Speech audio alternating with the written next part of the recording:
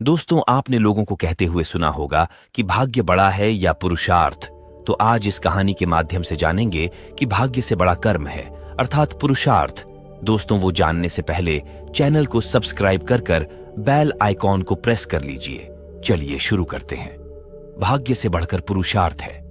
एक बार की बात है, राजा विक्रमादित्य के पास सामुद्रिक लक्षण जानने वाला एक ज्योतिषी पहुंचा। विक्रमादित्य का हाथ देखकर वह चिंतामग्न हो गया। उसके शास्त्र के अनुसार तो राजा दीन, दुर्बल और कंगाल होना चाहिए था, लेकिन वह तो सम्राट थे, स्वस्थ थे। लक्षणों में ऐसी विपरीत स्थिति संभवतः उसने पहली बार देखी थी। ज्योतिषी की दशा देखकर विक्रमादित्य उसकी मनोदशा समझ गए और बोले कि बाहरी लक्षणों से यदि आपको संतुष्टि न मिली हो तो छाती चीर कर दिखाता हूं, भीतर के लक्षण भी देख लीजिए। इस पर ज्योतिषी बोला, नहीं महाराज, मैं समझ गया कि आप निर्भय हैं, पुरुषार्थी हैं, आप में पूरी क्षमता है, इसीलिए आपने परिस्थितियों को अनुकूल बना लिया है और भाग्य पर विजय प्राप्त कर ली है। ये बात आज मेरी भी समझ में आ गई है कि युग मनुष्य को नहीं बनाता, बल्कि मनुष्य युग का निर्माण करने की क्षमता रखता है यदि उसमें पुरुषार्थ हो, क्योंकि एक पुरुषार्थी मनुष्य में ही हाथ की लकीरों को बदलने की सामर्थ्य होती है।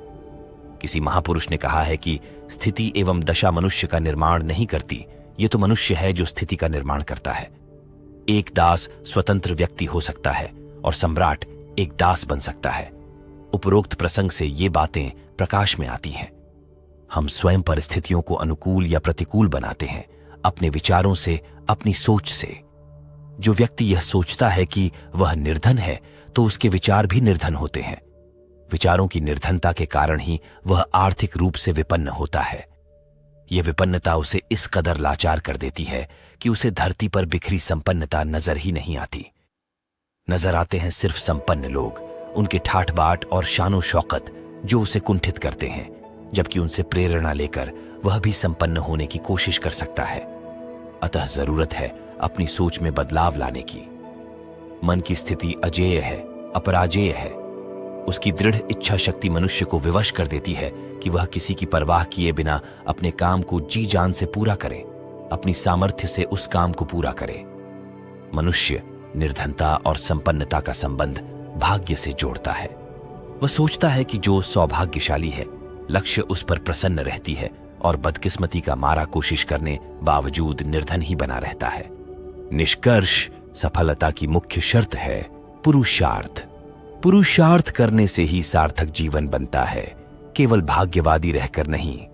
भाग्य तो अतीत में किए गए कर्मों के संचित फलों का भूल है, जो मनुष्य को सुख दुख के रूप में भोगने को मिलते हैं और वे फल भोगने के पश्चात क्षीण हो जाते हैं।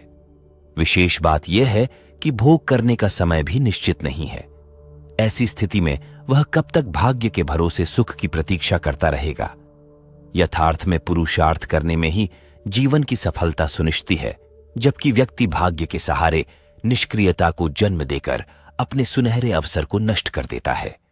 महाभारत के युद्ध में भगवान श्री कृष्ण यदि चाहते तो पांडवों को पलक झपकते ही विजय दिला देते, किंतु वे नहीं चाहते थे कि बिना कर्म किए उन्हें यश मिले। उन्होंने अर्जुन को कर्म योग का पाठ पढ़ाकर उसे युद्ध में संलग्न कराया और फिर विजय, श्री एवं कीर्ति दिलवाकर उसे लोक परलोक में यशस्वी बनाया। अतः आप विकास की नई नई मंजिलें तय करने और उन्नति की पराकाष्ठा पर पहुंचने के लिए अपने पुरुषार्थ को कभी शिथिल न होने दें और पूर्ण उत्साह के साथ आगे बढ़ते रहें।